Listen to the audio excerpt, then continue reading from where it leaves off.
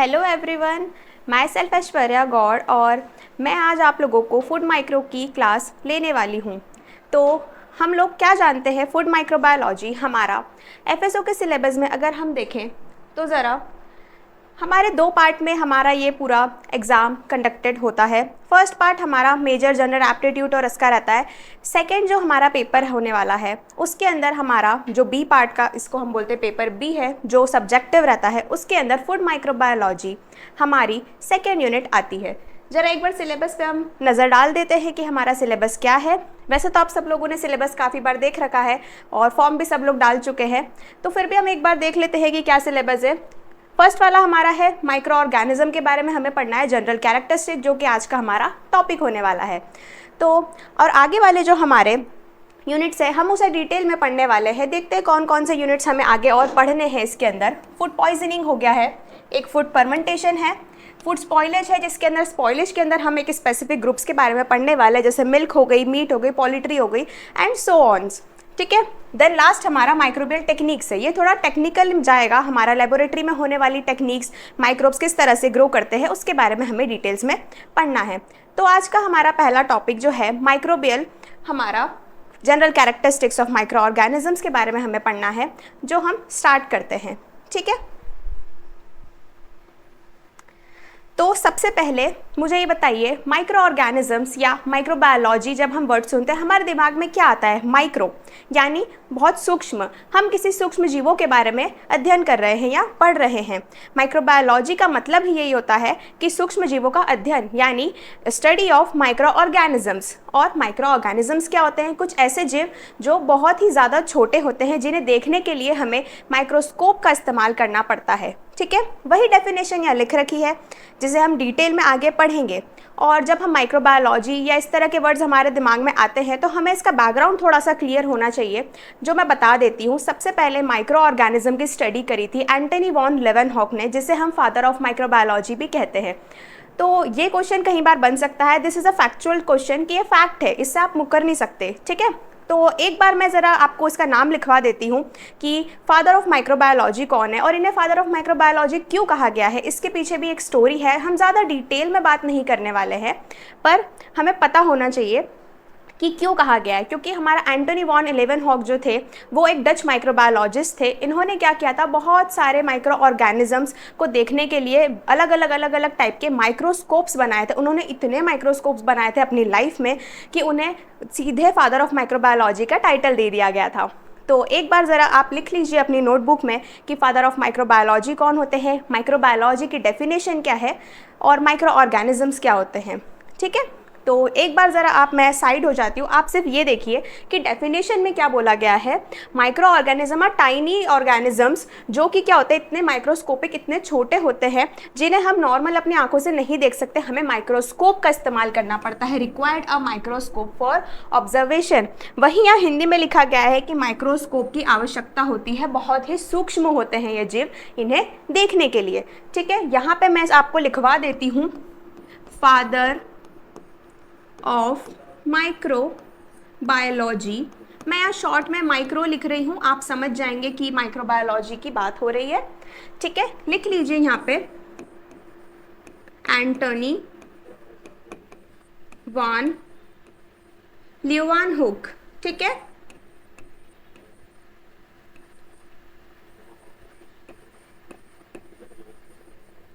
Antony von लेवेनहॉक हमारे father of microbiology के रूप में जाने जाते हैं। और अगर कोई पूछे कि फादर ऑफ मॉडर्न माइक्रोबायोलॉजी कौन है, इनका काम तो सिर्फ इतना था कि इन्होंने बहुत सारे माइक्रोस्कोप्स बनाए थे।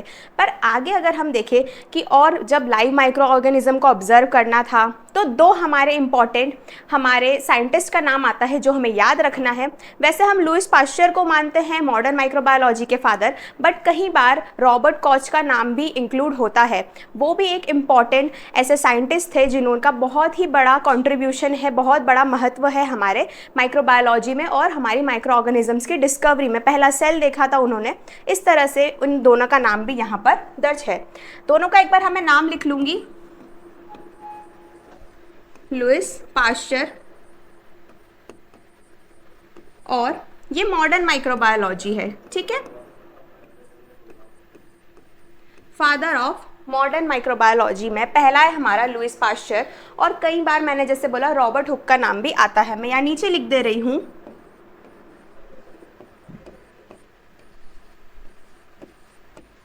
रॉबर्ट हुक का नाम भी इसमें कई बार आता है। ठीक है, तो हम ये दोनों तीनों चीज़ें याद रखेंगे, फैक्चुअल चीज़ें थी। अब हम हमारे टॉपिक पे वापस आते हैं। इन इंपॉर्टेंट चीज़ों को आपको याद रखना है जब हम किसी टॉपिक के बारे में पढ़ रहे हैं। थोड़ा सा हमें बैकग्राउंड क्लियर होना चाहिए कि किस तरह से हमारा टॉपिक चल रहा है, उसका बैकग्राउंड क्या है, उसके बेसिक्स क्या क्या है। ठीक है, तो जब हम आगे देखें तो माइक्रो ऑर्गेनिजम्स के अंदर कौन कौन से ऐसे ऑर्गेनिजम्स आते हैं। सबसे पहले हमें इतना तो क्लियर है कि माइक्रो ऑर्गेनिजम्स मतलब बहुत छोटे जो हमें नहीं दिख रहे हैं। उसके अंदर सबसे इम्पॉर्टेंट हमारा है बैक्टीरिया।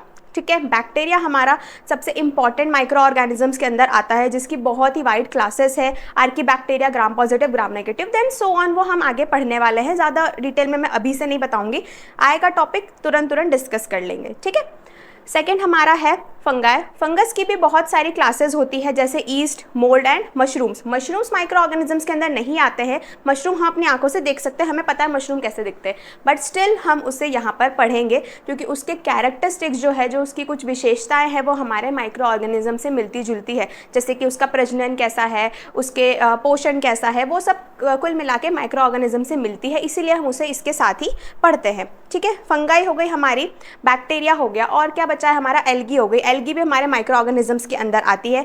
वायरसेस आते हैं, प्रोटोजोअन्स आते हैं। ये 5 हमारे मेन माइक्रो ऑर्गेनिजम्स है। ठीक है, वही यहाँ पे लिख रखा है। आप डेफिनेशन पूरी कंप्लीट पढ़ेंगे तो उसके अंदर लास्ट लाइन हमारे, they include bacteria, fungi, archaea, protozoa और वायरसेस। ठीक है, ये हमारे क्या है, इंपॉर्टेंट माइक्रो ऑर्गेनिजम्स है।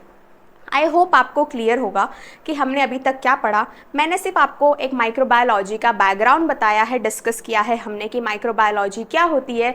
हमारी सूक्ष्म जीवों के अध्ययन को माइक्रोबायोलॉजी बोलते हैं। माइक्रो ऑर्गेनिजम्स कौन कौन से होते हैं, ये 5 नाम मैंने आपको बता दिए, और हमारे 3 साइंटिस्ट के इंपॉर्टेंट नाम। जब हम माइक्रोबायोलॉजी पढ़ रहे हैं तो हमें कुछ बैकग्राउंड क्लियर होना चाहिए। अब देखो, ज़्यादा माइक्रोबायोलॉजी के डिटेल में नहीं जाएंगे, हमें फूड माइक्रो पढ़ना है।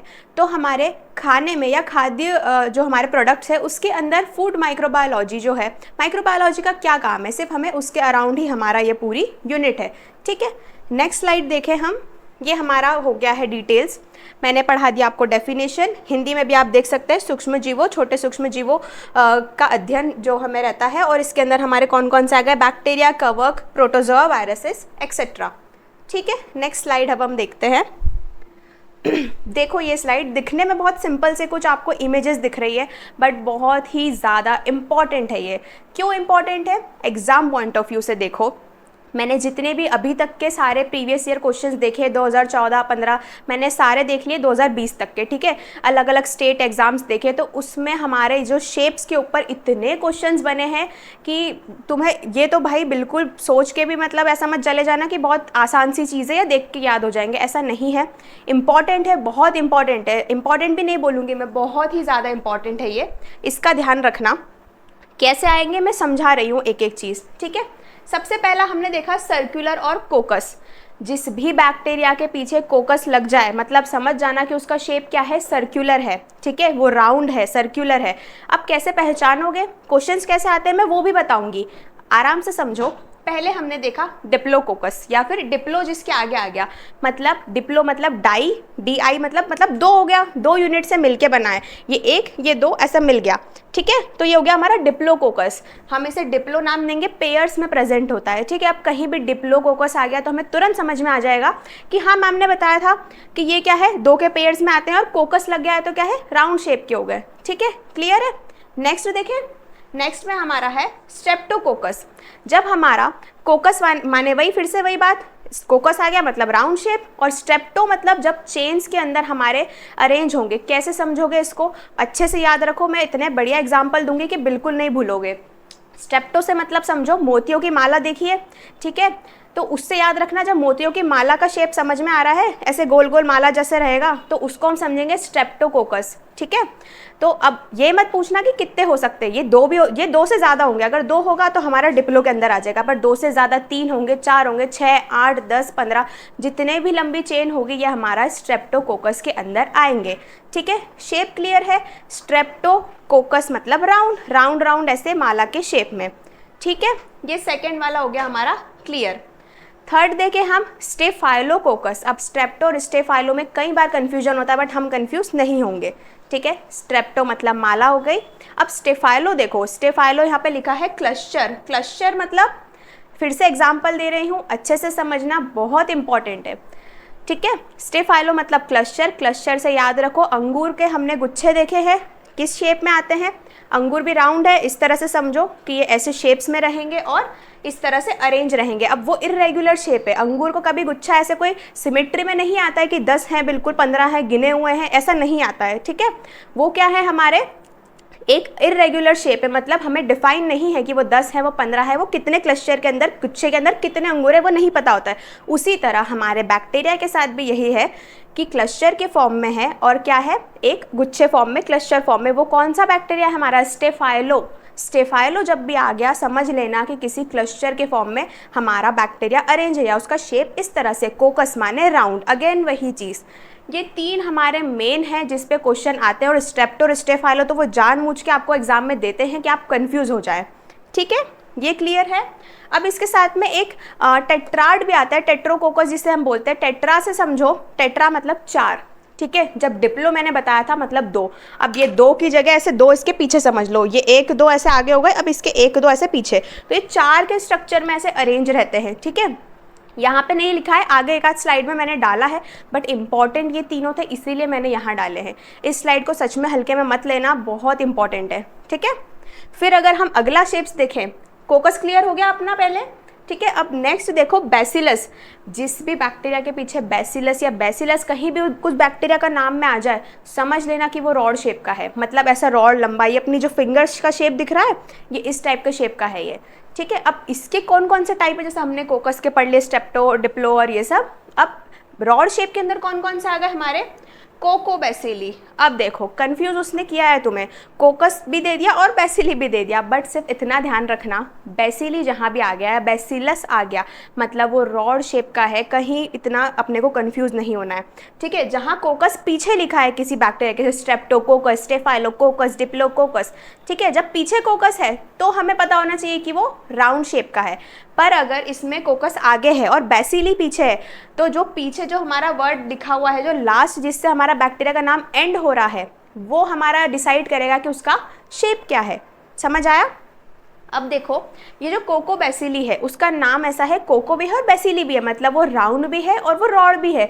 तो राउंड और रॉड जब साथ में होंगे, अगर वो गोल भी है और लंबा भी है, तो हम उसको ओवल शेप नहीं बोलते हैं कि ओवल शेप का है, इस तरह से अंडा आकार जिसको हम बोलते हैं, है ना।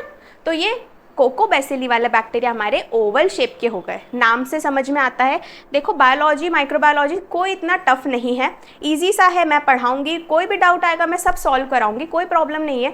बट नाम अगर तुम पकड़ने लग गए ना, तो कोई भी चीज़ टफ नहीं रहेगी, बहुत सिंपल सिंपल नाम है। कोकोबैसिली हो गया, मतलब नाम में उसका राउंड भी आ गया और रॉड भी आ गया, तो राउंड और रॉड मतलब ओवल शेप हो गया, ईजी है, बहुत टफ नहीं है चीज़ें। बस क्या है, तुरंत रिवाइज करते रहोगे तो बिल्कुल नहीं भूलोगे, रोज़ एक एक बार ये शेप्स पढ़ना, अच्छे हैं, सब याद हो जाएंगे। फिर हम स्ट्रेप्टोबैसिली देखें। अब मैंने जब बताया स्ट्रेप्टो मतलब स्ट्रेप्टो, अगेन फिर चेन, जब स्ट्रेप्टो आ गया तो चेन, मतलब ये चीज़ दिमाग में हमें क्लिक हो जानी चाहिए। अब ये स्ट्रेप्टोबैसिली है, पहले क्या थे, मोतियों की माला थी, मोती राउंड शेप का था। अब अगर उस मोती की जगह आप ऐसे रॉड्स वाली कोई माला बना लो, जैसे मेरी उंगलियां हैं और ऐसे इस तरह से एक के बाद एक के बाद एक, 1 2 फिर 3 फिर 4 इस तरह से कनेक्टेड है।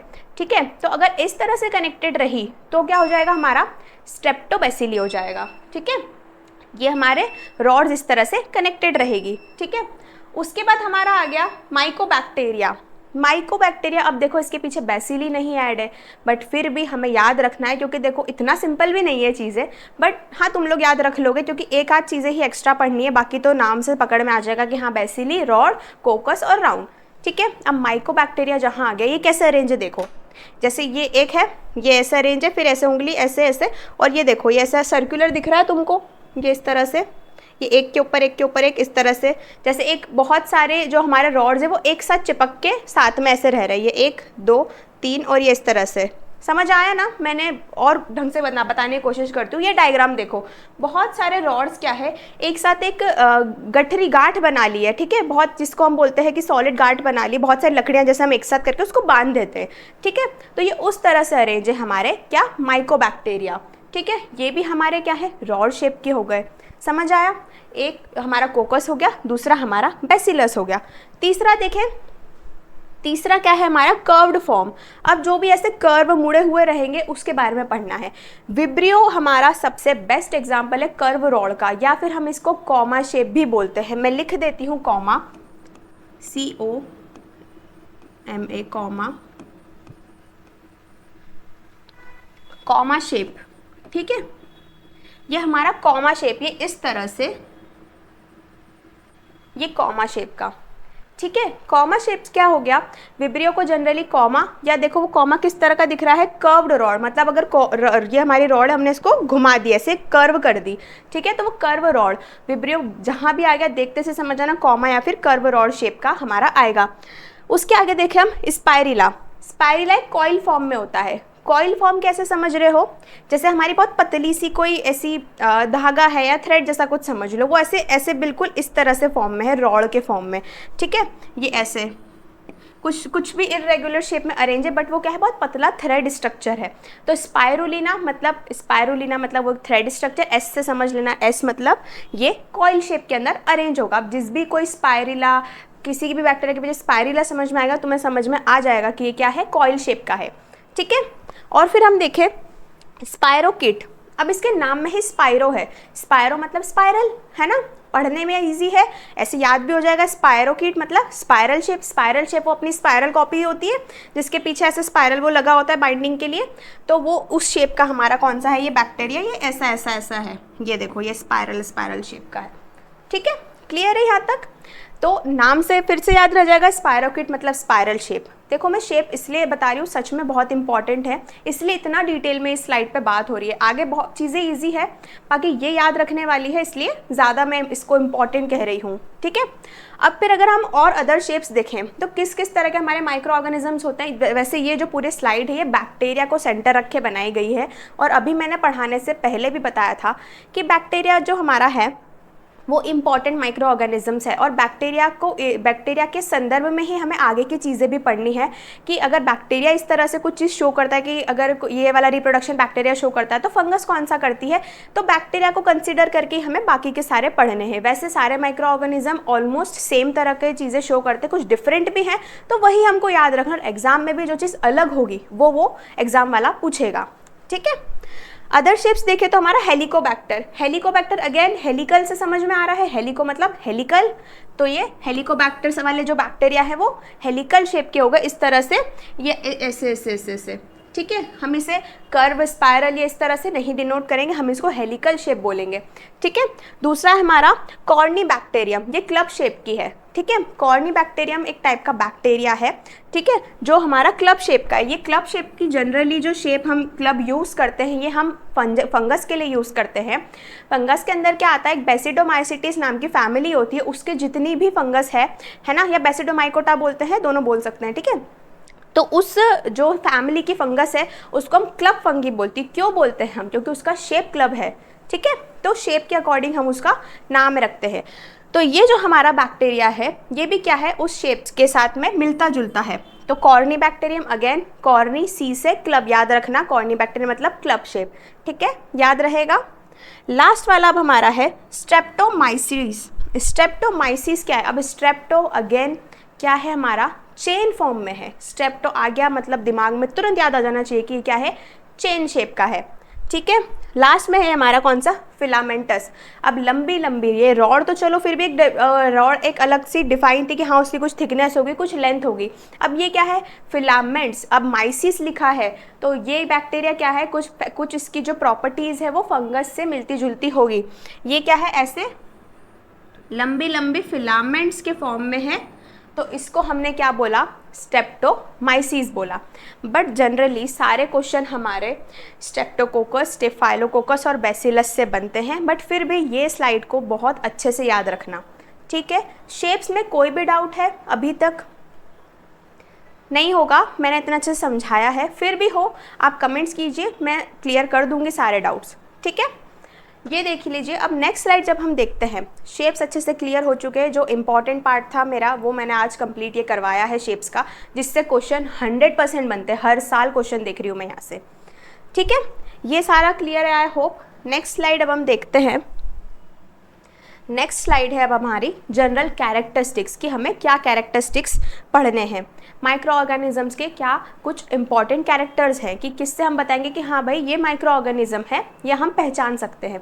सबसे पहला, नाम से क्लियर है, माइक्रो ऑर्गेनिज्म मतलब उसका सूक्ष्म जीव है, वो बहुत छोटा है। कितना है, यहाँ पे कुछ साइज़ हमारे लिख रखे, इतनी छोटी कि नेकेड आइज से नहीं दिखती है, ये कुछ 0.1 माइक्रोमीटर μm, ठीक है। अप्रॉक्स लिख रही हूँ मैं, इसके आसपास हो सकते हैं, कुछ इससे बड़े हैं, कुछ इससे भी छोटे हैं, ये एक, ठीक है, मैं लिख ही देती हूँ अप्रॉक्स, ठीक है। ये मैंने एक आपको आइडिया दे दिया है कि इसके आसपास ये इसका साइज़ होता है, और जनरली इस साइज़ के पाए जाते हैं हमारे माइक्रो ऑर्गेनिजम्स, ठीक है। अब यहाँ पे एक नेक्स्ट पॉइंटर लिखा है सिंपल सेल स्ट्रक्चर। इससे क्या समझते हो?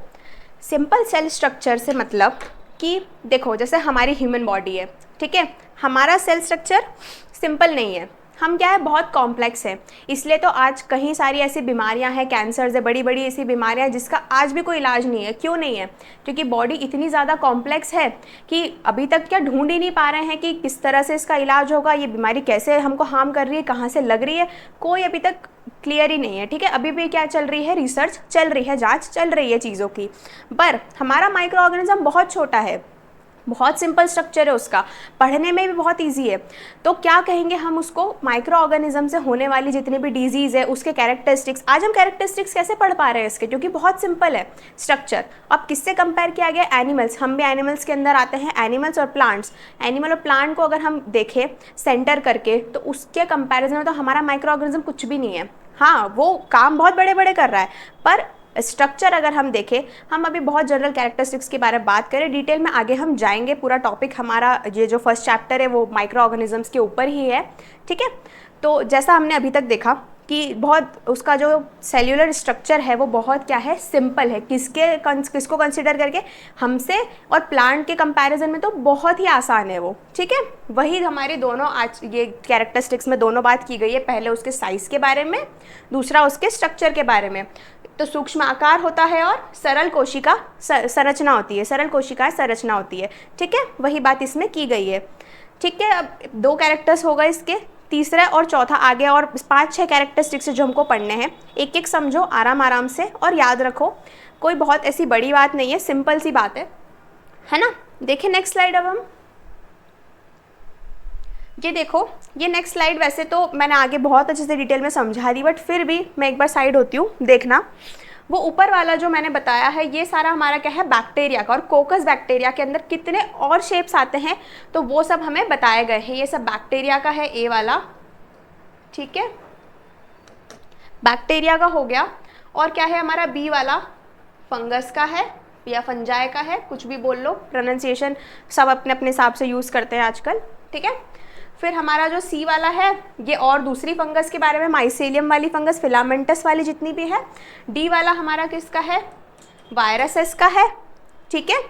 तो ये हमारे 4 टाइप के शेप्स के अकॉर्डिंग है। हमें वैसे बहुत डिटेल में आगे पढ़ना है, सिर्फ मैंने समझने के लिए एक स्लाइड ऐड करी है कि बस आप क्या समझोगे, इसमें और बेटर समझा रखा है। ये हमारा एक बैक्टीरिया किस तरह का दिख रहा है, देख के चीज़ें बहुत जल्दी याद हो जाती है बजाय सुनने और समझने के, ठीक है।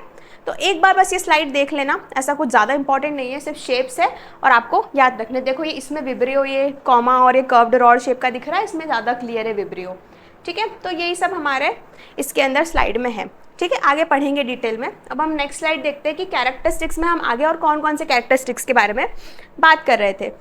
2 पढ़ लिए। ये हमारा तीसरा कैरेक्टर है, कौन सा, रैपिड ग्रोथ और रिप्रोडक्शन, मतलब कि अब देखो मैंने कहा कि उसका स्ट्रक्चर बहुत सिंपल है, बैक्टीरिया को पढ़ना बहुत आसान है। तो कैसे आसान है?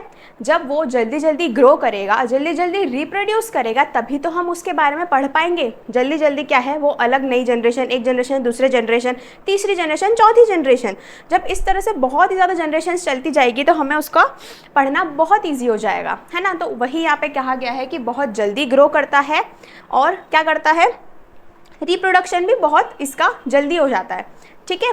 और ये कैसे समझ सकते हैं हम? बहुत ही ईजी एग्जांपल है फूड माइक्रोबायोलॉजी के अकॉर्डिंग। अगर मैं आपको एक एग्जांपल दूं, सुबह से हम लोग क्या करें, कहीं घर से निकले, हमारा टिफ़िन पैक करके लाए, गरम गरम टिफ़िन बगैर ठंडा करे हमने पैक कर लिया। क्या हुआ, उसमें ग्रोथ आ गई माइक्रो ऑर्गेनिजम्स की। और ग्रोथ कैसे आई? हमने सुबह ही तो डब्बा बंद किया था और 3 से 4 घंटे में, अभी जैसे गर्मी का टाइम चल रहा है तो माइक्रो ऑर्गेनिज्म देखना ऐसे ग्रो करेंगे। क्यों? क्योंकि उनको टेम्परेचर उनके अकॉर्डिंग मिल गया है, ह्यूमिडिटी मिल गई है और क्या है, मॉइस्चर मिल जाता है, तो वो बहुत ही जल्दी ग्रो कर जाते हैं। वहीं यहाँ पे बताया गया है कि rapid growth can multiply quickly under favourable conditions. वो कौन कौन सी कंडीशंस है वो भी हम आगे डिटेल में पढ़ेंगे, मत टेंशन लो, सब कुछ लिखवा रखा है, पीडीएफ पूरी सफिशिएंट है आप लोगों के लिए। बस अभी जो समझा रही हूँ वो ध्यान से पढ़ो। नेक्स्ट है हमारा डाइवर्स हैबिटेट। अब इससे एक बात समझो, ऐसी कोई भी जगह नहीं है जहाँ हमारा माइक्रो ऑर्गेनिज्म प्रेजेंट ना हो। इस दुनिया में अभी इस अर्थ पे सारी जगह, एवरीवेयर है, हमारे हर जगह क्या है, माइक्रो ऑर्गेनिजम्स प्रेजेंट है, हमारा बैक्टीरिया प्रेजेंट है, ठीक है। वही बात यहाँ की गई है। मतलब देखो, अगर हम एसेप्टिक कंडीशन ले, अगर जैसे हमें लैब में कोई टेस्टिंग करनी है, कोई ड्रग बनानी है, कोई फार्मा इंडस्ट्री की बात करो, है ना, तो वहाँ पर हम कंडीशंस लेते हैं। कैसे? डिसइंफेक्ट करेंगे, फिर स्टरलाइज करेंगे, ऑटोक्लेव में सारे हम जितने भी हमें यूटेंसिल्स और हमारी प्लेट्स यूज़ करनी है उसको हम ऑटोक्लेव करेंगे। तो वो कंडीशन तो नेचुरल कंडीशन तो नहीं है ना। नेचुरल कंडीशन में तो सब दूर माइक्रो ऑर्गेनिज्म थे। हमने क्या किया गया, हमें सिर्फ हमारे लेबोरेटरी के अंदर जब हमें कुछ टेस्टिंग करनी थी, जब हमें कुछ कोई एक्सपेरिमेंट परफॉर्म करना था या हमें कोई टेस्टिंग करनी है, आगे रिसर्च काम करने, तब हमने हमारी लेबोरेटरी क्या करी, साफ़ करी, डिसइंफेक्ट करी। और वहाँ पर भी अगर मैं बाहर से आई हूँ लेबोरेटरी के अंदर तो ऑब्वियसली मेरे साथ भी बहुत सारे ऑर्गेनिजम्स आए हैं, माइक्रो ऑर्गेनिजम्स आए हैं। पर क्या करूँगी मैं, अपने वहाँ पे वो लोग क्या करते हैं, आपको एक अलग सा सूट प्रोवाइड करते हैं रोज़ का नया, जो कि प्रॉपर स्टरलाइज करा हुआ है, आप ग्लव्स पहनते हैं, देन आप लेबोरेटरी में काम करते हैं। तो वो तो कंडीशन, एसेप्टिक कंडीशन ली गई है किसके लिए, माइक्रो ऑर्गेनिज्म को हटाने के लिए, ठीक है।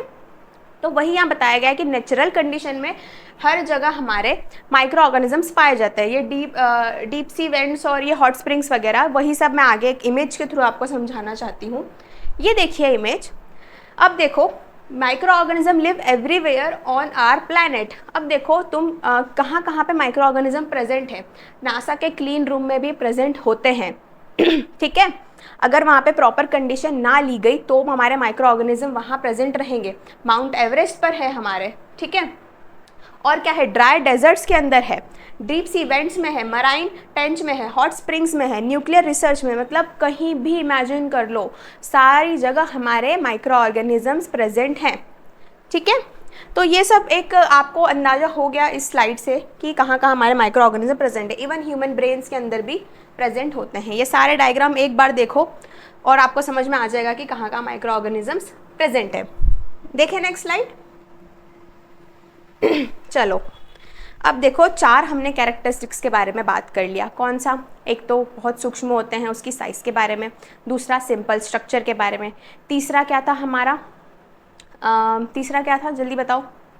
तीसरा ये देख लो, एक तो सब दूर पाए जाते हैं, दूसरा क्या था इसकी, रैपिड ग्रोथ और रिप्रोडक्शन। ये 4 पॉइंट हो गए हमारे, ठीक है। अब छठा पॉइंट कौन सा है हमारा, जेनेटिक एंड मेटाबॉलिक डाइवर्सिटी। अब क्या है, अगर हम जीन लेवल पर उसको देखें तो और माइक्रोबियल लेवल पर देखें तो उसकी मेटाबॉलिज्म डाइवर्सिटी भी बहुत हाई है। मतलब क्या करते हैं, डिफरेंट इन्वायरमेंट में अडेप्ट करते हैं और कई बार हमारे बेनिफिशियल भी होते हैं और हार्मफुल भी होते हैं। 2 तरह के हमारे माइक्रो ऑर्गेनिजम्स प्रेजेंट है, ठीक है। अब इन्वायरमेंट में सब जगह प्रेजेंट है और कंडीशन के अकॉर्डिंग अडेप्ट कर लेते हैं। इससे क्या समझ रहे हैं हम, एग्जाम्पल से समझो, चीज़ें याद अच्छे से रहेगी। अगर हम देखें कि हमारा माइक्रो ऑर्गेनिज्म कंडीशन के अकॉर्डिंग अडेप्ट कर रहा है, इससे क्या मतलब है कि मान लो उसको कोई ऐसी कंडीशन दी गई जब बहुत तेज़ टेम्परेचर है, ठीक है, तो वहाँ पर कुछ जो हमारे थर्मोफाइल्स है, आगे सब लिखा हुआ है, टेंशन मत लो, थर्मोफाइल्स है जो कि क्या करते हैं, हाई टेम्परेचर पे सर्वाइव करते हैं, ठीक है। ये भी क्वेश्चंस आते हैं, कौन कौन से टेम्परेचर के अकॉर्डिंग बैक्टीरिया सर्वाइव करता है, ठीक है। और दूसरा, अगर मान लो एनवायरनमेंट में नाइट्रोजन बहुत ज़्यादा है ना, उसके लिए क्या करेगा वो, हमारा जो बैक्टीरिया है वो प्लांट के साथ एक सिम्बायोटिक रिलेशनशिप बनाता है और क्या करता है, एनवायरनमेंट के नाइट्रोजन को फिक्स करता है। ठीक है, नाइट्रोजन फिक्सिंग बैक्टीरिया जिसको हम बोलते हैं। कौन कौन सा बैक्टीरिया है, कुछ एक बार हम एग्जाम्पल के लिए पढ़ें कौन कौन से बैक्टीरिया हैं, कुछ नाम याद है किसी को? ठीक है, वो बताओ मुझे कि नाइट्रोजन फिक्सिंग बैक्टीरिया और फोटोसिंथेटिक बैक्टीरिया तो एकदम पढ़ते ही दिमाग में आ जाना चाहिए कि साइनोबैक्टीरिया की बात हो रही है। पहले के टाइम पे ब्लू ग्रीन एल्गी बोलते थे जब उसका ठीक से क्लासिफिकेशन नहीं हुआ था, बट उसकी ज़्यादा प्रॉपर्टीज़ जो थी वो हमारे बैक्टीरिया से मिलती थी, इसलिए हमने उसको BGA ब्लू ग्रीन एल्गी की जगह साइनोबैक्टीरिया बोलना चालू किया। ठीक है, और नाइट्रोजन फिक्सिंग बैक्टीरिया मैंने अभी पूछा क्या एग्जाम्पल में लोगे इसमें, एजोटोबैक्टर, राइजोबियम। ठीक है, ये दो इम्पॉर्टेंट ऐसे बैक्टीरिया हैं जो नाइट्रोजन फिक्स करते हैं। ठीक है, तो यहाँ पे मैं एक बार लिख देती हूँ, एजोटोबैक्टर और राइजोबियम तो आपको पता है। फोटोसिंथेसिस बैक्टीरिया भी आप अच्छे से जानते हो, साइनोबैक्टीरिया बोलना स्टार्ट करना। अब ब्लू ग्रीन एल्गी से मत बोलना उसको, क्योंकि बहुत पुराने टाइम पे बोलते थे, अब नहीं बोलते हैं। ठीक है 5 हो गए कैरेक्टरिस्टिक्स। अब छठा कौन सा है, छठा देखो यहाँ पर है हमारा बेनिफिशियल और हार्मफुल रोल्स। मतलब एक तो हमारे फ़ायदे के लिए माइक्रो ऑर्गेनिज्म कैसे काम आते हैं और हमारे नुकसान क्या होता है माइक्रो ऑर्गेनिजम्स का। ठीक है, हमारे कंसिडर करके सबसे पहले यूज़फुल के अंदर अगर हम देखें तो कुछ बैक्टीरिया ऐसे हैं जो हमारा फर्मेंटेशन करवाते हैं, हमारे लिए फूड फर्मेंटेशन कराते हैं और क्या करते हैं, प्रोबायोटिक कल्चर्स। अब जितने हमारे प्रोबायोटिक कल्चर्स है, आगे एग्जाम्पल्स है अगली स्लाइड में, मत टेंशन लो। तो प्रोबायोटिक्स अगर हम देखें तो उसके अंदर भी माइक्रो ऑर्गेनिजम्स है और हमारे फर्मेंटेशन के अंदर भी। फर्मेंटेशन क्या होता है, कुछ भी नहीं है, एक टैंक है या एक आप नॉर्मल अपने घर के एग्जाम्पल से समझो, ज़्यादा दूर मत जाओ। ठीक है, मान लो एक चलो बहुत और भी इजी एग्जाम्पल देखते हैं हम। कांजी वड़ा सबने सुना है, ठीक है, तो अभी होली के टाइम पे बना भी था सब लोगों के यहाँ पे। तो वो जो हमारा ड्रिंक है वो क्या है, बेस्ट फर्मेंटेशन का एक एग्जाम्पल है, जिसके अंदर क्या किया था हमने, जो भी उसके प्रोसेस से बनाने का डिटेल में मत जाओ, बस इतनी बात है कि उसमें कुछ ना कुछ हमारा बैक्टीरिया इन्वॉल्व हुआ है और क्या किया है, फर्मेंटेशन कॉज किया है, जिससे क्या करता है हमारा गट हेल्थ हेल्दी रहता है। ठीक है, तो वो हो गया हमारा फर्मेंटेशन का सबसे ईजी एग्जाम्पल। ठीक है, फर्मेंटेशन के अंदर हमारा बैक्टीरिया काम में आता है। और ये तो, और दूसरा क्या बोल दिया मैंने, हमारा प्रोबायोटिक्स। आगे प्रोबायोटिक्स के एग्जांपल समझाऊंगी। बेस्ट हम समझते हैं दही, हमारा बेस्ट प्रोबायोटिक दही और योगर्ट। ठीक है, अब फूड स्पॉइलेज के अंदर आ गया, मतलब क्या है, कुछ हार्मफुल इफेक्ट उसने कॉज करे, है ना। बेनिफिशियल में तो उसने फर्मेंटेशन और प्रोबायोटिक्स के अंदर काम आया, पर अगर हम इसके हार्मफुल इफेक्ट्स के बारे में बात करें कि हानिकारक प्रभाव क्या है हमारे बैक्टीरिया के फूड के अंदर, वो फूड को ख़राब करता है। Food spoilage, food poisoning, food contamination, जो भी हम बोलते हैं वो सब क्या है, हमारा फूड स्पॉइलेज के अंदर आता है और हमें फूड बॉर्न डिजीज़ करता है, ख़राब खाने से होने वाली बीमारियां, जिससे हम बीमार पड़ जाते हैं। ठीक है, 6 कैरेक्टरिस्टिक्स पढ़ लिए हैं अभी तक हमने। यहाँ तक कोई डाउट है किसी को? बिल्कुल क्लियर है ये सारी चीज़ें? अभी तक सिर्फ हम जनरल कैरेक्टरिस्टिक्स और बैक्टीरिया कैसा दिखता है उसके शेप्स के बारे में डिस्कस किया है। माइक्रोबायोलॉजी की थोड़ी सी डिटेल पढ़ी है हमने। ठीक है, नेक्स्ट स्लाइड देखते हैं।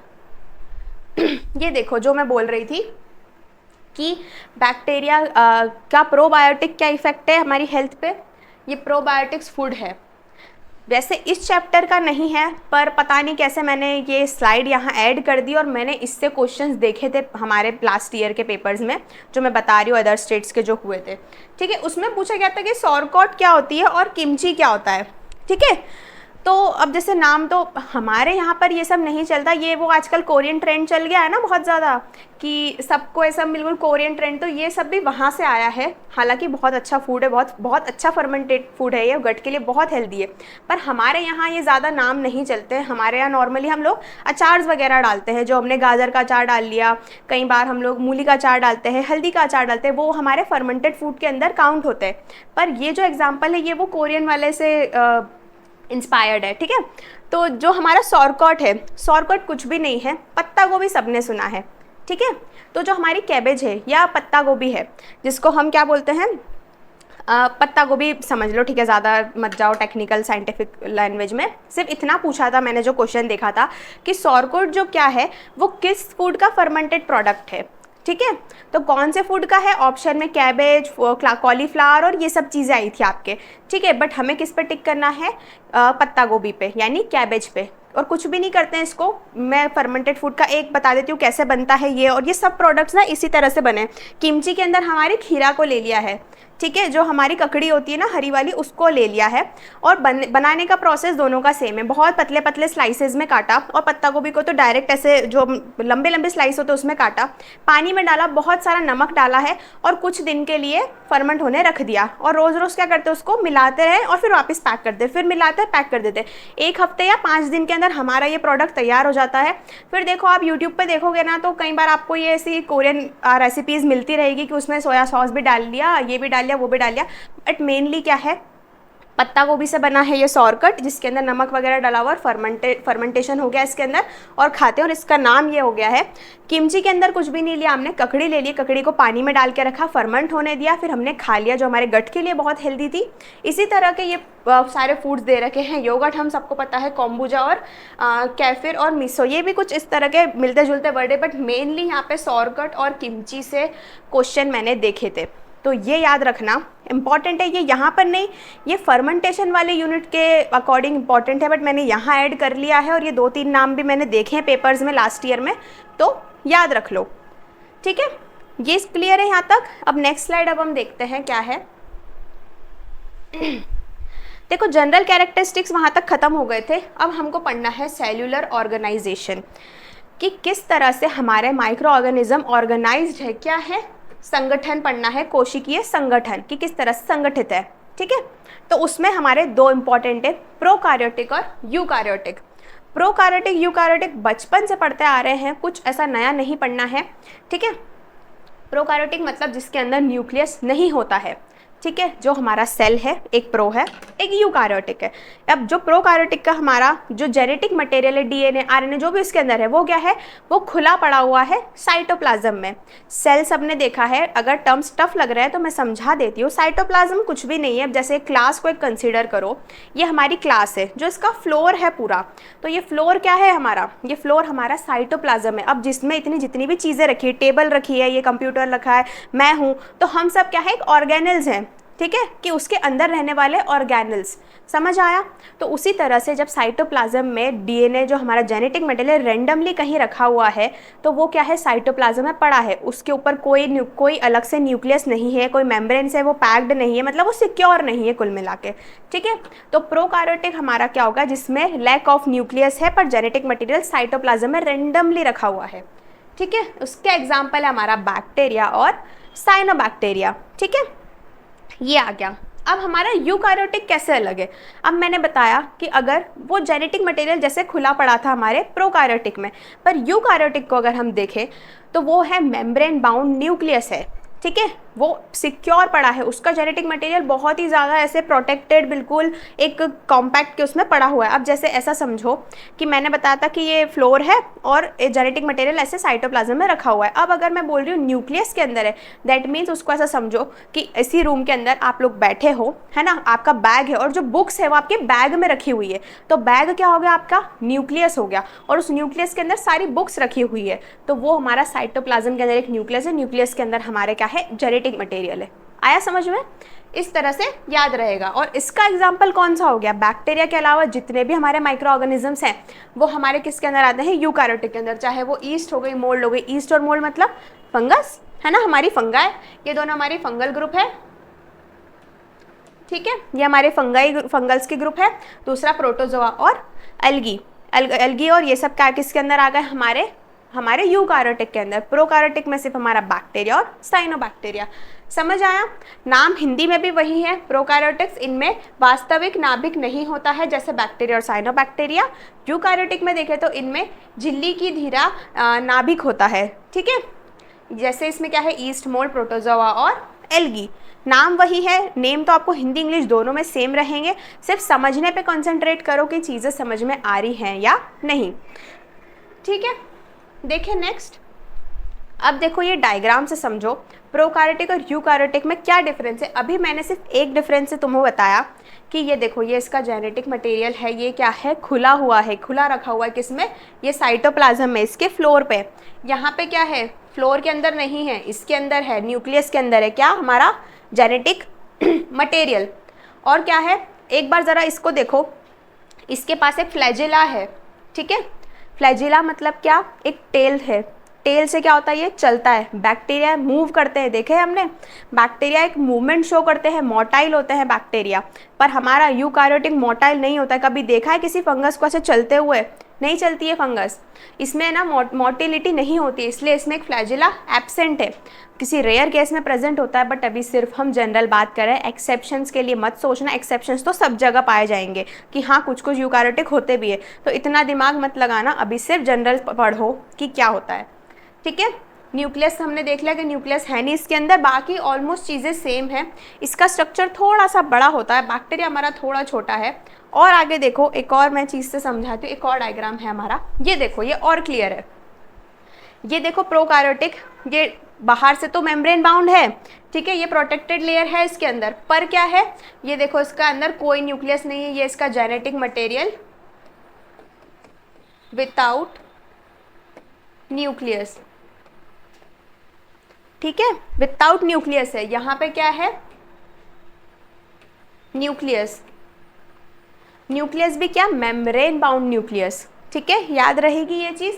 बाकी जो डिटेल्स है वो हम आगे पढ़ लेंगे, अभी सेल के बारे में भी ज़्यादा डिटेल में नहीं जाना, जितना हमारे लिए अभी एग्ज़ाम पॉइंट ऑफ व्यू से इम्पॉर्टेंट है उतना ही आपको यहाँ पे पढ़ाया जा रहा है, ठीक है। बाकी आप और डायग्राम देख के समझ सकते हो कि बाकी भी कितना विकसित है यूकार्योटिक किससे, हमारे प्रोकार्योटिक से। देखते हैं नेक्स्ट स्लाइड।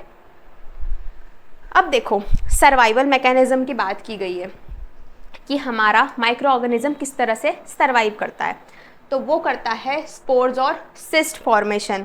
क्या करता है, जब फेवरेबल कंडीशन रहती है तब तो उसको अच्छे से न्यूट्रिएंट मिल रहे हैं, सब टेम्परेचर है, वो आराम से ग्रो कर रहा है, उसको कोई कठिनाई नहीं है। बट जब अनफेवरेबल कंडीशन आई, ठीक है, हमारे केस में अनफेवरेबल कंडीशन कौन सी है, जब कोई महामारी फैल गई है ना, या फिर कोई फ्लड कंडीशन आ गई जहाँ पे खाने की कमी है, रहने की व्यवस्था नहीं है, तो हम क्या करते हैं, कुछ जो हमारे पुराने व्यवस्था रख रखी है हमने कि यार ये मुश्किल वक्त पे ये चीज़ काम आएगी, हम ऐसे कुछ पैक कर ले, ऐसा कुछ खाना रख लेते हैं, है ना।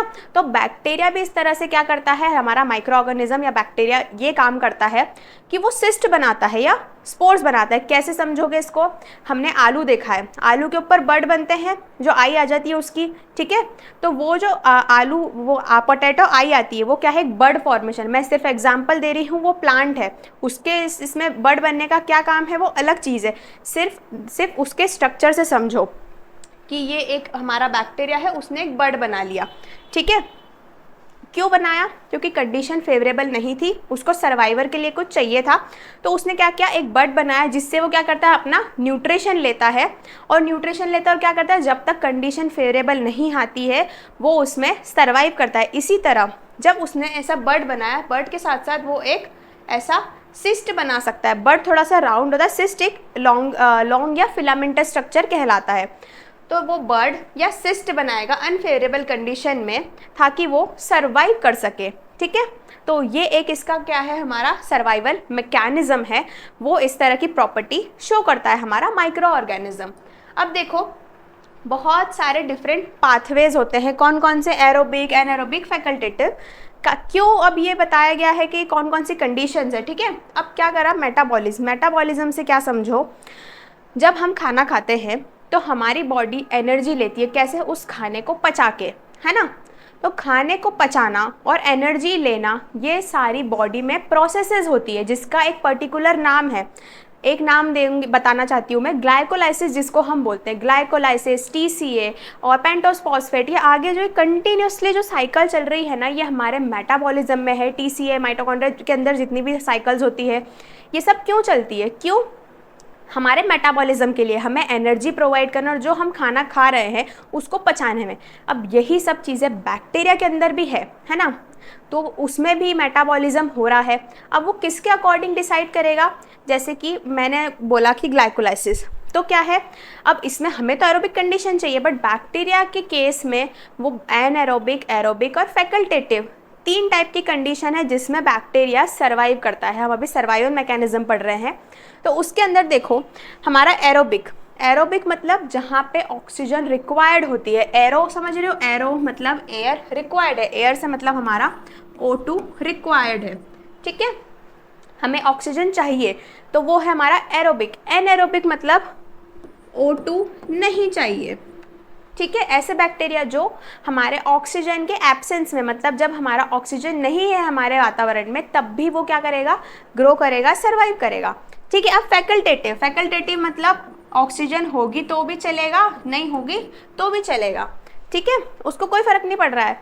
वो बोल रहा है कि मैं तो कर लूँगा ग्रो, मुझे कोई दिक्कत नहीं है ऑक्सीजन होने या ना होने से, उसको ज़्यादा फर्क नहीं पड़ता, वो है फैकल्टेटिव, ठीक है। ये क्लियर है यहाँ तक सर्वाइवल मैकेनिज्म। पहले मैंने बताया कि स्पोर्स और सिस्ट बनाता है जब कंडीशन फेवरेबल नहीं है, और दूसरी क्या बताई मैंने, मेटाबॉलिक पाथवे, है ना, मेटाबॉलिक पाथवे में इंक्लूड होता है, और उसमें कौन सा, एरोबिक भी हो सकता है, एनारोबिक भी हो सकता है, फैकल्टेटिव भी हो सकता है, ठीक है। ये दोनों तीनों चीज़ें क्लियर है हमारे survival mechanism of micro organism के अंदर। देख लो एक बार, एरोबिक O2, एनारोबिक O2 नहीं चाहिए, फैकल्टेटिव मतलब दोनों होगी तो भी चलेगा, ठीक है। अब देखो इकोलॉजिकल इम्पोर्टेंस, अब हमारा परिस्थितियों का पारिस्थितिक महत्व, ठीक है। तो इसके अंदर क्या है, एसेंशियल न्यूट्रिएंट साइकिल चलती है, ठीक है। न्यूट्रिएंट साइकिल मतलब ऐसी साइकिल्स जिससे क्या है, बैक्टीरिया अपना खाना ले रहा है या क्या कर रहा है, किसी और की मदद भी कर लेता है। जैसे कि अब मान लो मुझे खाना चाहिए, तो मैं अपन जो ह्यूमन्स है, ऐसा समझो अपन ह्यूमन्स है, हमें किस पर डिपेंडेंट है अपने खाने के लिए, पौधों पर, है ना। अपन अब ऐसा बोलते हैं कि यार हम तो अपना खाना खुद बनाते, खुद नहीं बनाते, हम प्लांट्स पे डिपेंडेंट हैं, है ना, कि हमें प्लांट से रॉ मटेरियल मिलता है। जैसे हमें सब्जी मिली, हम घर गए, हमने उसको फिर पकाई, ठीक है, तो आधा काम हमारा पौधे ने कर दिया और आधा हम खुद बनाते हैं। उसी तरह से हमारा बैक्टीरिया, अगर वो देखें कि एसेंशियल न्यूट्रिएंट साइकिल्स जो डिपेंडेंट है वो किस पे, जैसे नाइट्रोजन फिक्सिंग, हम अभी एक बार भी मैं अभी स्टार्टिंग वाली स्लाइड्स में बात कर चुकी हूँ कि नाइट्रोजन फिक्सिंग जो हमारा बैक्टीरिया है, एजोटोबैक्टर, राइजोबियम, वो क्या करता है, एनवायरनमेंट के नाइट्रोजन को फिक्स करता है। इसीलिए वो किसके अंदर आया, इकोलॉजिकल इंपॉर्टेंस के अंदर, कि इन्वायरमेंट के लिए भी वो हेल्पफुल है और खुद का भी काम हो रहा है उसका, कि भाई मैंने इन्वायरमेंट को भी हेल्प कर दिया, नाइट्रोजन फिक्स कर दी, और क्या किया, खुद का भी सर्वाइवल हो गया, खुद भी क्या कर पा रहा है, इकोलॉजिकल बैलेंस मेंटेन कर रहा है, और खुद का भी खाने का काम हो गया, है ना। अब सिम्बायोटिक रिलेशनशिप, अगेन वही बात, सिम्बायोटिक रिलेशनशिप मतलब खुद का भी फायदा और सामने वाले का भी फायदा, ठीक है। तो वो कैसे होता है, प्लांट के साथ अगर उसने बनाया तो उसको हम बोलते हैं माइकोराइजा, ठीक है। प्लांट के साथ अगर वो सिम्बायोटिक रिलेशनशिप में है तो उसको हम बोलेंगे माइकोराइजा, उसका एग्जाम्पल है, ठीक है। और अगर एनिमल्स के साथ है ना, एनिमल के साथ अगर है तो हम क्या बोलते हैं, गट माइक्रोबायोटा। कैसे समझोगे, हमारे गट के अंदर भी बहुत सारे माइक्रो ऑर्गेनिजम्स हैं, हमारे इंटेस्टाइन के अंदर, गट के अंदर बहुत सारे हैं। क्यों प्रेजेंट है, हमारे माउथ के अंदर भी हैं। वो क्या करते हैं, जब कोई हम खाना खाते हैं, या हम, चलो ठीक है ये रख लो, ये वाला एग्जांपल ले लेते हैं, हमने खाना खाया तो जो माउथ के बैक्टीरिया थे उन्होंने क्या किया, सलाइवरी एंजाइम्स के साथ, अमाइलेज के साथ क्या किया, मिलके हमारे खाने को च्यू करने में, चबाने में हेल्प करी, ठीक है, और उसको वहीं पे तोड़ा, फूड को तोड़ने में मदद करी, और उसने अपना न्यूट्रिएंट लिया और हमारा भी फ़ायदा किया। वो हमारे मुंह में रह के या फिर हमारे माउथ में रह के, इंटेस्टाइन में रह के, गट में रह के क्या करता है, हार्मफुल चीज़ों को ख़त्म कर देता है। अगर मान लो कुछ टॉक्सिन्स आ गए या कुछ ऐसी चीज़ें आ गई तो वो उससे फाइट करके क्या करता है, हमें बचाता है। दूसरा खुद का भी खाने पीने का काम हो जाता है और हमारी भी हेल्प करता है। तो क्या है वो, हेल्दी माइक्रोफ्लोरा भी हम उसको बोलते हैं, हमारे बॉडी के हेल्दी माइक्रोफ्लोरा। कुछ हमारे स्किन पे भी प्रेजेंट है, कुछ हमारे बॉडी के अंदर भी हैं, वो सब क्या है, हमारे हेल्दी माइक्रोबायोटा है, या फिर गट माइक्रोबायोटा बोलते हैं। एनिमल्स के अंदर होते हैं, हमारे अंदर भी होते हैं, ठीक है। यही यहाँ पे बात की गई है कि इकोलॉजिकल बैलेंस भी ये क्रिएट करते हैं हमारे बैक्टीरिया या फिर माइक्रो ऑर्गेनिजम्स। अब देखो ये है अडेप्टेशन टू एक्सट्रीम कंडीशन। अभी मैंने बताया ये तो आगे इतनी बार आएगा और इससे भी क्वेश्चन 100% बनता है। बिल्कुल याद रखना इसको। अभी मैंने स्टार्टिंग में बताया था कि जब हाई टेम्परेचर पे कोई बैक्टीरिया सर्वाइव कर रहा है अकॉर्डिंग टू टेम्परेचर, जैसे अगर हम देखें एक्सट्रीम कंडीशन, तो बहुत हाई टेम्परेचर पे कर रहा है, क्या बोलेंगे हम उसको? थर्मोफाइल्स। ठीक है, थर्मोफाइल्स, थर्म मतलब गरम, हाई टेम्परेचर तो थर्मोफाइल्स, है ना। तो हाई टेम्परेचर पे सर्वाइव करने वाले जितने भी बैक्टीरिया हैं, और रेंज क्या दे रखी है इसकी? अच्छा नहीं दे रखी है, चलो मैं लिखवा देती हूँ, इसकी रेंज लिख लेना, 40 डिग्री से 80 डिग्री या फिर उससे ज़्यादा भी हो सकती है। ठीक है, थर्मोफाइल्स के भी क्या है, कुछ कंडीशन है जहाँ पे हाइपर थर्मोफाइल्स होते हैं जो 80 डिग्री से ऊपर वाले बैक्टीरिया, ये सेल्सियस है ना, सेल्सियस में याद रखना, 40 से 80 डिग्री वाले या 50 से 80 डिग्री वाले जितने भी होते हैं हमारे क्या रहते हैं? थर्मोफाइल्स होते हैं। दूसरा देखो, साइक्रोफाइल्स या क्रायोफाइल्स, इसको दोनों नाम से बोलते हैं, ऐसे लिख लो,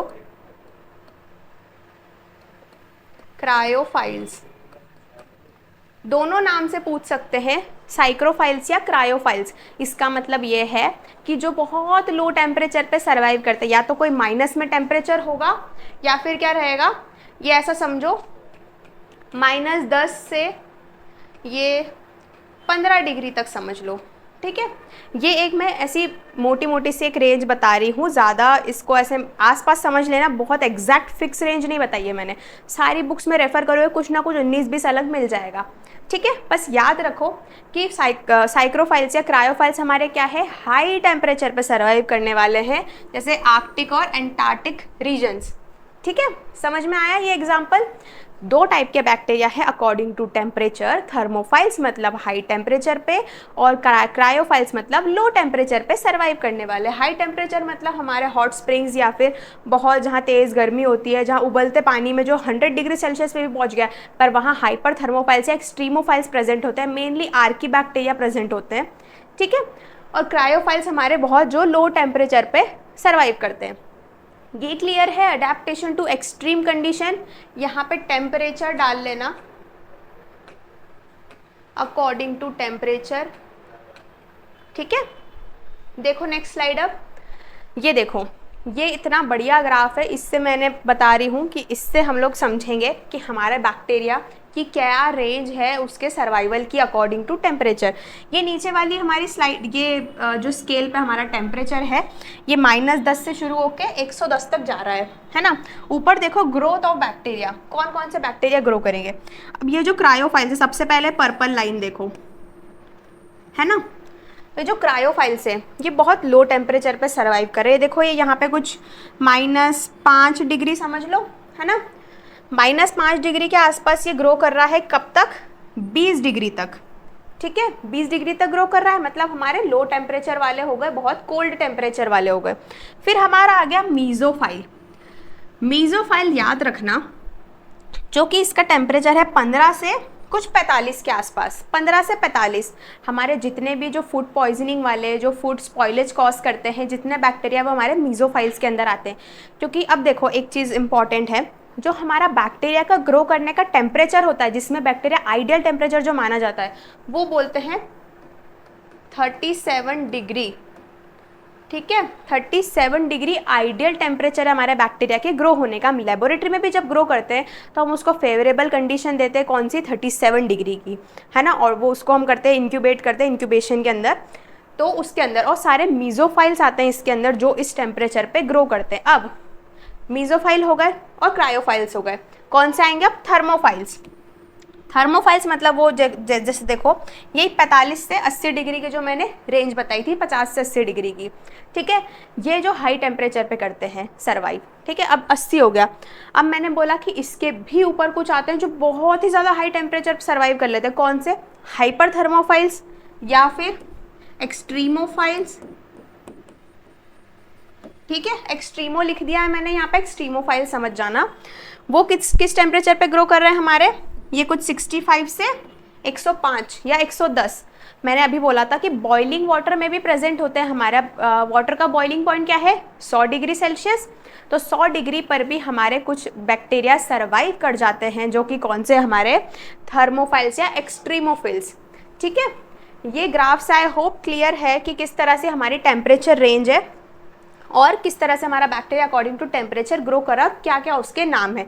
ये नाम सच में बहुत इंपॉर्टेंट है, इससे क्वेश्चन बनते हैं, इससे आपको टेम्परेचर रेंज पूछ लेंगे, बट आप नाम पढ़ के ईजिली समझ जाओगे कि कौन सा बैक्टीरिया किस टेम्परेचर पे ग्रो कर रहा है। ठीक है, अब देखो, अब फाइल्स तुमको लगेगा कि हाँ मैम ये कुछ टेम्परेचर का है, but there is a twist जो याद रखने वाला है। हेलोफाइल्स, जहाँ भी हेलोफाइल्स आ गया तो हेलो से याद रखना कि वो सॉल्ट कंसंट्रेशन के बारे में बात हो रही है। देखो, हाई सॉल्ट इन्वायरमेंट। अब फाइल्स तुम जैसे कोई ऑप्शन में आ गया कि क्रायोफाइल्स का कुछ या फिर कुछ टेम्परेचर बता दो कि इस टेम्परेचर पे कौन सा बैक्टीरिया सर्वाइव करता है, और एक एग्जांपल में हेलोफाइल्स दे रखा है, बट हमें कंफ्यूज नहीं होना है। हेलोफाइल्स वो बैक्टीरिया होते हैं जो हाई सॉल्ट कंसंट्रेशन में सर्वाइव करते हैं, जहाँ नमक बहुत ज़्यादा तेज़ मात्रा में नमक होता है, हाई कंसंट्रेशन में नमक होता है, वो हमारे कौन से हैं, हेलोफाइल्स। अब दूसरा एसिडोफाइल्स और अल्केलोफाइल्स, एसिड और अल्कलाई, ये पढ़ते ही समझ में आ रहा है कि हाई एसिडिक कंडीशन में, अल्कली मतलब हाई अल्कली कंडीशन में सर्वाइव करते हैं। ठीक है, तो अब ये क्या है, हाई एसिडिक और हाई अल्कली कंडीशन। आया समझ में यहाँ तक? सिर्फ हमें नाम से याद रखना है किस बैक्टीरिया के बारे में बात हो रही है और उसकी क्या विशेषता है। एसिडोफाइल्स और हेलोफाइल्स और अल्केलोफाइल्स, ये तीनों वर्ड क्लियर है यहाँ तक? ठीक है, अब नेक्स्ट है हमारा इसका पैथोजेनिक पोटेंशियल, कि कितनी पैथोजेनिसिटी है हमारे माइक्रो ऑर्गेनिज्म की। पैथोजेनिसिटी से नाम से क्या समझ सकते हैं हम, कि कितना हार्मफुल बैक्टीरिया है, कितनी उसकी हमें बीमार करने की कितनी क्षमता है। ठीक है, तो उसके अंदर क्या है, some cause disease in humans, animals and plant. हमारे माइक्रो ऑर्गेनिज्म हमारे बॉडी में ह्यूमंस के अंदर भी बीमारी कॉज करते हैं, एनिमल्स के अंदर भी करते हैं और प्लांट्स के अंदर भी करते हैं। प्लांट के अंदर कैसे बीमारी करते हैं, आप सबने देखा है, मैं बिल्कुल श्योर हूँ कि आप सबने देखा है, हम लोग रैंडमली कभी ऐसे बाहर देखा होगा किसी प्लांट या किसी बड़े पेड़ पे, हमने पत्तियों पे देखा है, एक अजीब से पिंपल हो जाते हैं पत्तियों पे, है ना, तो हमें लगता है यार ये क्या है, तो हमें लगता है कुछ तो अलग है ये। तो वो भी एक तरह की क्या है, डिजीज़ है जो हमारे प्लांट को हो गई है। किसके लिए, किससे हुई है वो, हमारे किसी माइक्रो ऑर्गेनिजम्स के थ्रू हुई है।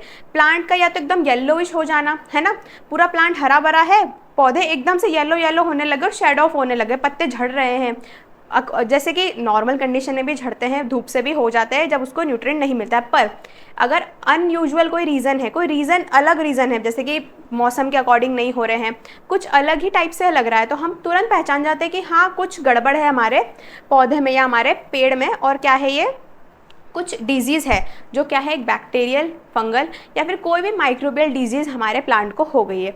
अब हमारे बॉडी में तो हमें समझ में आ जाता है, नॉर्मली हमने अगर कुछ सड़ा गला खा लिया या फिर ऐसा कुछ खा लिया जिससे हमें फूड पॉइजनिंग हो गई, तो नॉर्मल हमें उल्टी वगैरह, जी घबराना और इस टाइप की चीज़ें आ जाती है, डायरिया एंड ऑल, या फीवर वगैरह हो जाएगा, सिर दर्द हो जाएगा, तो हमें समझ में आ जाता है कि हाँ भाई हमने कुछ उटपटांग खाया है इधर रोड साइड वगैरह, तो हमें कुछ फूड पॉइजनिंग हुई, ये हमें डिजीज़ हो गई। एनिमल्स के अंदर भी कुछ इस तरह की डिजीज़ हो जाती है जो कि माइक्रोबियल है। नेक्स्ट क्या है, कैसे कंट्रोल किया जाए। अब देखो, कंट्रोल करने के लिए बहुत इजी मेथड्स है।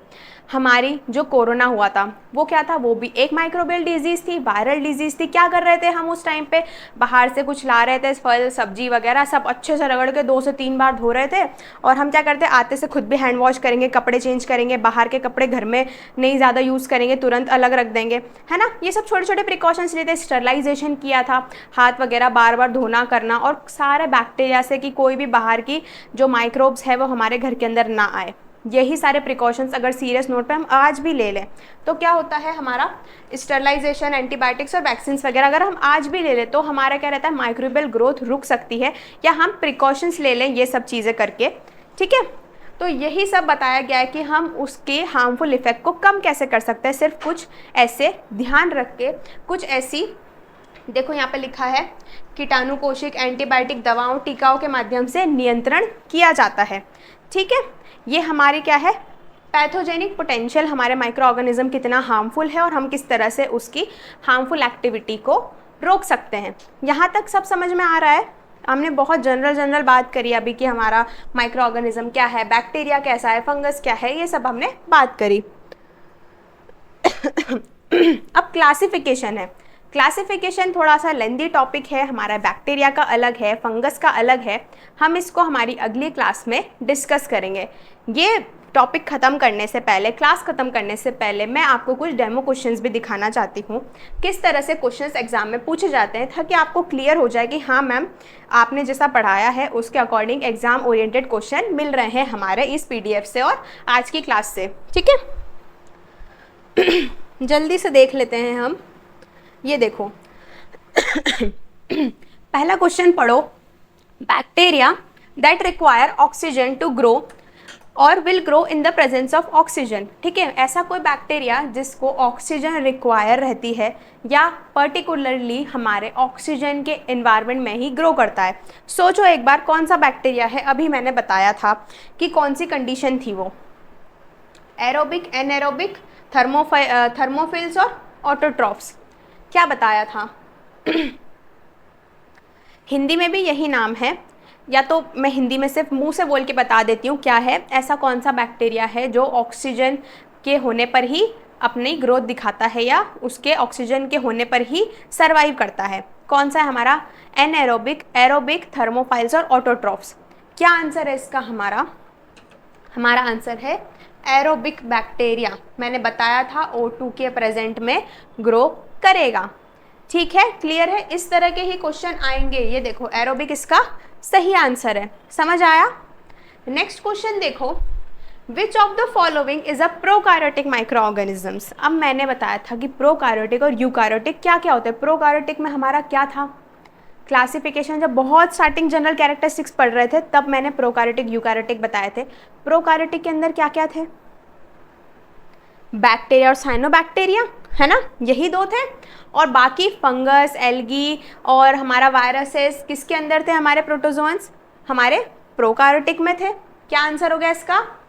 बैक्टीरिया, है ना, यही हो गया इसका आंसर।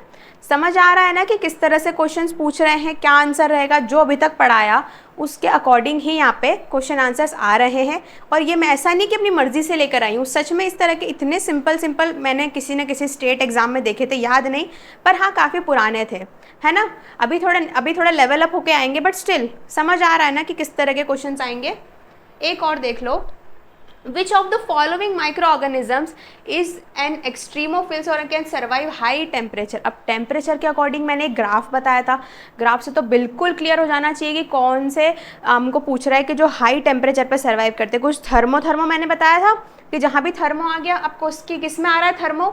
अब देखो यहाँ पर तुमको थर्मोफाइल्स नहीं लिखा है, यहाँ बैक्टीरिया के क्या कर दिए हैं? स्पीशीज और इसके नाम दे दिए हैं। बैक्टीरिया के नाम से कैसे पकड़ोगे? थर्मस लिखा है यहाँ पे, मतलब कुछ गर्म, है ना, हाई टेम्परेचर पे सर्वाइव कर रहा होगा यह बैक्टीरिया। तो हमें ऐसे याद रखना है कि थर्मस एक्वाटिकस इसका सही आंसर है। ठीक है, क्या आएगा? थर्मस एक्वाटिकस, थर्मस मतलब गर्म, तो ये इसका सही आंसर होगा। इस तरह से क्वेश्चन आंसर्स आएंगे। आई होप पकड़ लोगे यहाँ से कि कैसे क्वेश्चंस आ रहे हैं, किस तरह से सॉल्व करने। आया यहाँ तक समझ में? तो आज की क्लास में हमने क्या पढ़ा, एक बार मैं शॉर्ट रिवीजन दे देती हूँ।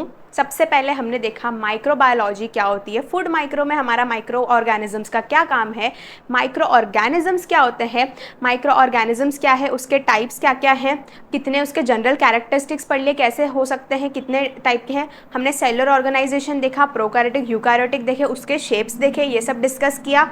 और क्या देखा मैंने कुछ आपको ऑब्जेक्टिव्स भी करवा दिए और कुछ कैरेक्टर्स करवा दिए कि अगर इन्वायरमेंट की कोई कंडीशन ले ली हमने कि ऑक्सीजन ज़्यादा है कम है तो कौन कौन से माइक्रो ऑर्गेनिजम्स है, अगर सॉल्ट ज़्यादा है तो क्या होगा, और एसिड ज़्यादा है तो किस टाइप के माइक्रो ऑर्गेनिजम्स होंगे। वो सब हमने बैक्टीरिया और उसके नाम पढ़ लिए। आगे वाले क्लास में अब हमें पढ़ना है कि इसके क्लासिफिकेशन क्या है, मॉर्फोलॉजी क्या है, ग्रोथ किस तरह से होगी, कैसे रिप्रोड्यूस करेगा, और एक ग्रोथ कर्व पढ़ना है जो कि बहुत इंपॉर्टेंट टॉपिक है। सो आज की क्लास में अभी हम यहीं पे एंड करते हैं सेशन। आई होप आप सबको समझ में आया होगा। अगली क्लास से कंटिन्यू करेंगे और तब तक के लिए हाइड्रेटेड रहिए, गर्मी बहुत ज़्यादा है। और अभी कुछ समझ में आया तो बहुत अच्छी बात है, रिवीजन करते रहो। कुछ भी डाउट हो नेक्स्ट क्लास में या फिर कमेंट कीजिए, मैं ज़रूर सॉल्व करूँगी। Thank you so much.